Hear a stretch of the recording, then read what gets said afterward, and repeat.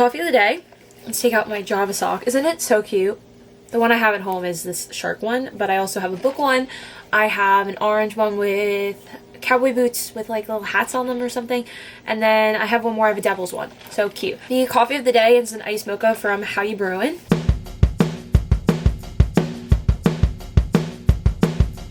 Hey, what's up? My name is Ange. Welcome back to my channel, and in today's very short video we have my October reading wrap up. So the reason that it's going to be a very short wrap up and a very short video is because I only read 4 books this month. I'm shocked. I'm about as shocked as you are.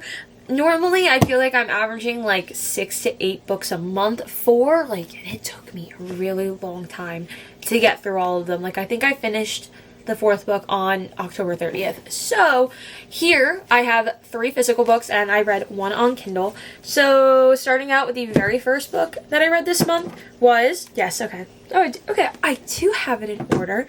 So starting out, I believe that I was actually reading this book in the month of September and I didn't finish it then. And then I finished it pretty early on in October, which is The Assassin's Blade by Sarah J. Maas, which I read as book number 4 in the Throne of Glass series. Obviously, I don't want to spoil this for anybody if you are not reading this series, but this is just the prequel, technically, to the Throne of Glass series. So, Selena Sarduthian, before we see her as Selena Sarduthian in Throne of Glass Book 1. However, I am reading it the romantic way, so I read this as 4. I rated this book, I don't know what I said in a reading vlog, because if you are interested, I am doing an entire reading vlog series dedicated to each one of these books. I don't remember exactly what I said, but on Goodreads, I have it as 4, so I don't know if it was 4 or 4.5. I really have to start writing actual reviews back on there again, because it's been so long since I finished, I don't remember what I even said. So, 4.5, I thought that this was really, really good. There were some stories in here that I liked more than others, so this is split up into, I think it's 5 stories. 1, 2, 3, 4, 5, yeah. I will tell you, I liked The Assassin in the Underworld and The Assassin in the Empire probably the most, but The Assassin in the Desert was very close behind. The other 2, The Assassin and the Pirate Lord and The Assassin and the Healer, were very short, like, ones that I think are going to come up, like, obviously there's a reason that people say that you can read this 4th. I'm excited to see all of these other characters that I met in here in the upcoming books, so I'm going to be continuing that series this month. But all around, this was really, really good. I'm happy that I read it the way I did, because I think that I would have forgotten some of these side characters that I didn't meet in the first 3 books. So if I read this first, I probably would have forgotten their whole story, but now that it's fresh in my mind, I think that it was a good way to read it. The next book that I read was Tangled Like Us by Kristen Becker-Ritchie, which is book number 4 in the Like Us series. The first 3 books follow Pharaoh and Maximoff Hale. This one follows Jane and Thatcher, who is also her bodyguard. This is the very first book of Jane and Thatcher. I believe that they get 2. I think that they get 2 books. If you know anything about me involving the Addicted Calloway Sisters series, I absolutely love it. I am a Jane and Connor stan until the end. I absolutely love them. That's why I was so excited to be reading about their daughter, which is Jane. And I was extremely let down. I don't know what it was. I just feel like I didn't feel their chemistry. I loved Thatcher, but I feel like Jane kind of threw me off. I just didn't feel it between them, and it just felt weird. So I did rate it at 3 stars. Like, I love their writing. I love these characters. I just feel like I didn't love these 2 together, so it was kind of disappointing for me. These books, just the Like Us series, just don't have the same feel for me as the Addicted Calloway Sisters series do. This book involved just kind of the continuation of their story. I don't know if other people would say this, but this is what I also said about the Addicted Calloway Sisters series, is that it's kind of a character study. Not that there's no plot, because there's a plot, but it's just following their lives in a continuous timeline. So obviously everything was going on, but there's nothing really to talk to you about, because I don't want to spoil the other books for you. It's just a continuous timeline. I just wish that there was maybe a little bit more build-up with them. I liked that it was like a fake dating to actually dating kind of trope, but I don't know, they felt a little bit weird to me. It took me a really long time to get through, considering how much I thought that I was going to love it. So I feel like all around I expected a lot more. Maybe I just had very high expectations because of how much I loved Connor and Rose, but this one just didn't kill it for me, so I was very sad to say that, but it was still a 3. I still thought it was good. It just wasn't as amazing as I was hoping. The next book that I read was The Invisible Life of Addie LaRue by V.E. Schwab. This was our October book club read in honor of Jess's birthday, so happy birthday, Jess! We have to actually, at this time, film this video, so can't even say like go on over and see my review, but you can soon. So hopefully you'll be watching this video once that is up. If not, then you just have to kind of wait for that to be up to see all of our full thoughts and reviews. I don't even remember what I rated this because I didn't even write it down on Goodreads, and we haven't talked about it yet. However, I feel like this is in like, let me check the Goodreads. Did I write anything in the Notion page, guys? I didn't even write my review in Goodreads or our Notion page or my rating or anything like that, but I feel like this is going to be a 4-star. In 1714 in France, in a moment of desperation, she met a dangerous stranger and made a terrible mistake, and then 300 years later she stumbles into a hidden bookstore and somebody is actually able to remember her. I don't want to spoil it too much, obviously, but we are going to be having a whole video dedicated to us talking about this book. Probably one of the best book club reads that we have ever read that is not like a young adult or whatever, but it is very, very, very... probably one of the best book club reads I think that we have ever read. There is going to be so much to talk about. I have so many notes, so many theories, everything like that. I thought that the writing was so descriptive and amazing. You could really see it. At first, I was very bored. I will not lie to you. At first, I was like, this is going to take me forever to get through.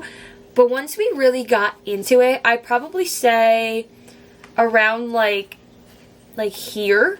Around like this mark, once I got through like who the heck is she, really getting into the story, I was hooked and loved it. So I was really happy to have read this book. Besides that, there's nothing I can really say. Books like this make me want more, and the ending wasn't what I was hoping for, but it also makes so much sense. But I need more. So if you know, you know. I'm really happy that I finally read it. This was a great book club pick. Thank you, Jess, and in honor of Jess for her birthday month. Yeah, when we all talk about it, please tune into that video, because if you've read this and have the same theories as us, I would love to know. This was good. I need more. That's the problem with me and how I read, is that I am not completely 100% satisfied with that ending, but I am at the same time. The fourth and final book that I read in the month of October was Haunting Adeline by H.D. Carlton. I did not start Haunting. No, Haunting. It's Haunting is the first one. Hunting is the second one. So I did not start Hunting Adeline yet, or technically the prequel novella, Satan's Affair. I did not read that either. I'm going to read that third, because I was seeing a lot of things where people are saying read it third, read it third, read it third. So I'm going to read it third. Anyway, didn't start those two yet. I only read Haunting Adeline. So in this book we have Adeline. She is she a romance author? I forget what kind of book she writes, but she is an author. And Zaid, who is going to be her stalker, sees her at like a book signing. He like stumbled into the bookstore and saw her, and it follows just him stalking her, what he actually does for a living, and how they are intertwined even before he started to stalk her. I don't think that's a spoiler. I think everybody knows that. I haven't read a truly dark romance in a very long time. This one was very, very, very dark right off the bat. I think the last dark romance that I read, and please somebody correct me if I'm wrong, I'm trying to like rack my brain around before I say this, is the Devil's Night series. I've read different things. I think I read Does It Hurt by H.D. Carlton, but Haunting Adeline was just a way different, like, it's like over here compared to Does It Hurt in my eyes. So I rated this one 3 stars. I didn't love it. I didn't hate it. Obviously, it's October. I felt like it was the perfect time to read it. I'm glad that I read it. I just didn't love it. I had to get into that mindset of like, I'm writing a dark romance, throw all of your morals and everything that is correct in the world out the window, lock it, close it, shut the blinds, that whole thing. I just didn't love it. I felt like it was very, very long for no reason. And I also don't really love the female main character, but I love Zaid. Love him. Love what he's doing. If you know, you know. Glad that I read it. Excited to read the next ones. We'll definitely be continuing, but I'm hoping that I like the second one more than I like the first. Again, I only rated it 3 stars. Wasn't bad at all by any means, but it wasn't great. I think I was just hoping for a little bit more from the main character. Although I love the side story that we were getting with her her great-grandmother? Yeah, her great-grandmother. Love that side story through the whole thing. I thought that the correlation between her story and her great-grandmother's, if you know, you know again, was very interesting. So that was cool to see. I just didn't love it. Maybe I just wasn't in the complete mindset for a dark romance like I was hoping that I would be in October. It is dark. Like, again, if you're going to read it, read the trigger warnings. Please read the trigger warnings. It is a lot. I remember, because Cameron read it. Cameron, if you're watching, I texted her and was like, what? Like, that one scene, again, if you know, you know. So yeah, that is I'm kind of disappointed that I only read 4 books this month, but there's a lot going on and I still read. So I'm still going to call this a win. I feel like there was a good variety here. We literally have The Assassin's Blade, Tangled Like Us, The Invisible Life of Addie LaRue, and then Haunting Adeline. Yeah, that's pretty much all I have to say. There weren't any books on my TBR that I don't think I didn't read. I finished out the books from September that I didn't finish, which was like #1 goal there, which I think was Tangled Like Us and The Assassin's Blade. So it is what it is. Maybe November I'll be able to read more, but we'll see. So that brings this video to an end. Thank you so much for watching. I really appreciate it, and I will see you all next time. Bye!